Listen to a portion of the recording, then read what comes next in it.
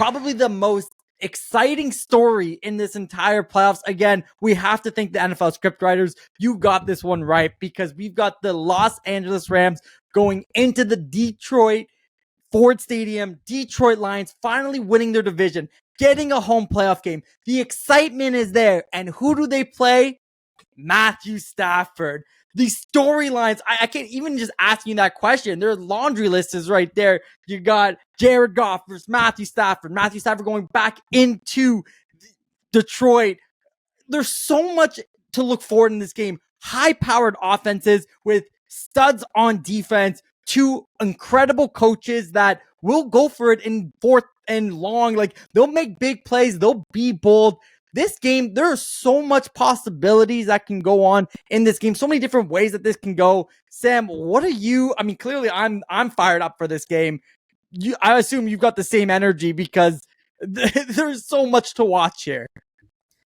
You know what? It's insane. The cheapest ticket right now at Ford Field is $600. And I've been to the stadium. It's nothing to write home about. It's fine. The Detroit fans are passionate, but it's not like the best stadium in the league. And what's crazy is, they finally win the division. Aaron Rodgers out of the NFC North. Kirk Cousins goes down. Minnesota's got to go through a bunch of different quarterbacks, and everything was right for the Detroit Lions to win that division. And had they been Dallas on that questionable, controversial 2-point conversion, they're the 2 seed and they're facing Green Bay, their division rival, and Dallas is facing the Rams. Now it's not the case. So they're as you mentioned, the script writers got it right. I mean, what a story. I mean, Matthew Stafford's wife the other day posted a whole video of Matthew Stafford saying goodbye and how emotional it was to leave Detroit. Now, obviously, he's had success in LA, winning the Super Bowl. But I just think that this is going to be insanity. I mean, first of all, the fact that there's 3 AFC games and then 3 NFC games, like I'm usually you got AFC, NFC. Yeah. All the AFC is going to be done by 4:00 on Sunday, and then it's just what's going to happen in the NFC playoff picture, right? And it's just wild to me. I mean, there's a good chance that Dallas and Detroit win, that they end up playing a rematch of that game in the divisional round. But this is just, I look at the weapons. I think Cooper Kupp, Amon-Ra St. Brown, and Jahmyr Gibbs and David Montgomery against Kyron Williams. To me, it's going to be the play of the offensive line. I think the edge goes to Detroit. But there's so many things that I'm looking forward to this. But it's going to be like Matt Stafford, like, is the perception that if he'd gone back during a regular season game, there's no question in my mind. There's like a standing ovation, a video tribute, like everything that you've seen when a guy goes back to his former team and has had success there, where you're like, thank you for your years of service, Matthew Stafford. There's no way they do that in the playoff game, right, Seth? Like, there's no way. Like, it's just about Ford Field. It's about the Jared Goff going up against his former team. I mean, that was the trade, right? Goff, LA. There's all that success. They go to the Super Bowl and they lose in what was one of the weaker Super Bowls in the last decade. Just the 1-score game, and then they realized they couldn't get it, so he goes to Detroit. Then they bring back Stafford. Now these two teams are facing. It's like the ultimate. Like, even if the Lions win, the Rams won that trade because they got the Super Bowl. But it's like this to me feels like, whoever wins this is what the trade was about. This moment right here, Goff and Stafford. I mean, who do you think outperforms or has the better performance? Is it Goff or is it Stafford? Honestly, it's a toss up. Like, I think it's really gonna be, it's gonna come down to what defense can make that last stop. I really think it's really going to be that type of game. There's just so many weapons. Puka Nacua, rookie Pro Bowler, breaking records. He's someone that could have a day. Obviously, Detroit's lost one of their pivotal offensive weapons in Sam Laporta, and that's going to be interesting to see. That was a great red zone threat. Really opened up the middle of the field.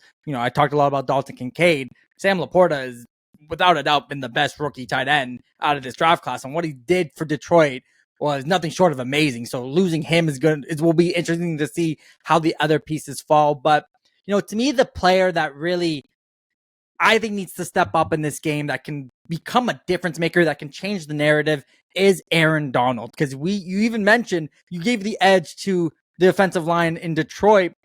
Aaron Donald going up against his former teammate and Jared Goff. I'm sure they're still good buddies, but this is a game where if he can set the tone on that scrimmage line and change the tide of the game in the trenches, I think the Rams have a really good chance of winning this game, because I'm not even saying he needs to have like a 3-4 sack game. If he can stop the run, if he can even just stop David Montgomery, we've seen what this offense has looked like when David Montgomery isn't productive.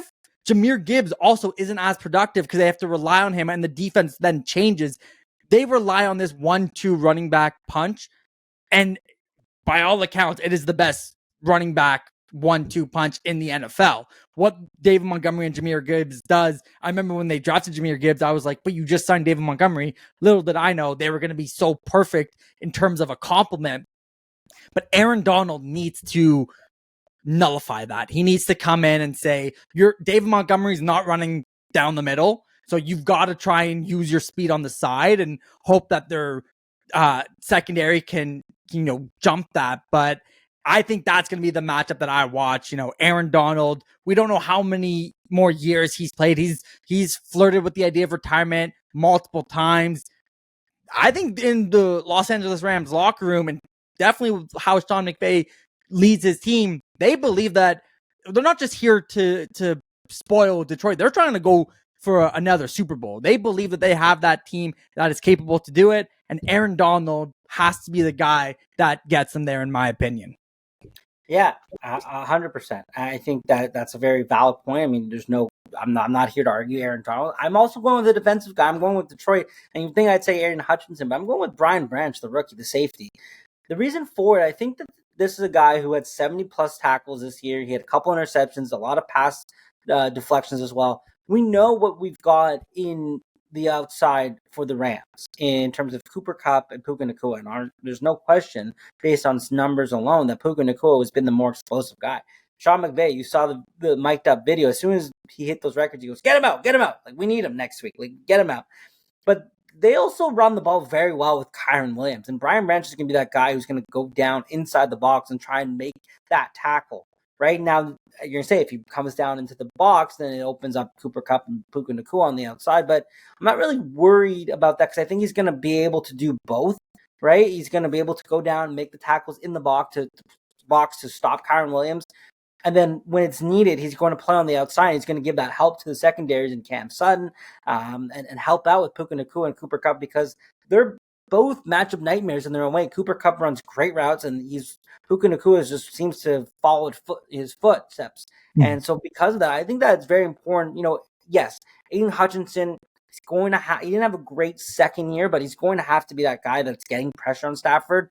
Again, that matchup between the offensive lines, that scrimmage that you talked about, I think that he's going to have that same kind of, or try to at least have that kind of impact that Aaron Donald has. But, we know what Sean McVay can design from an offensive standpoint. Like, they're going to get full protection on some of these big plays, and Stafford's going to dial it up. He's going to throw dimes in there. You need those guys who are going to be able to knock the ball away, and I think that Brian Branch does.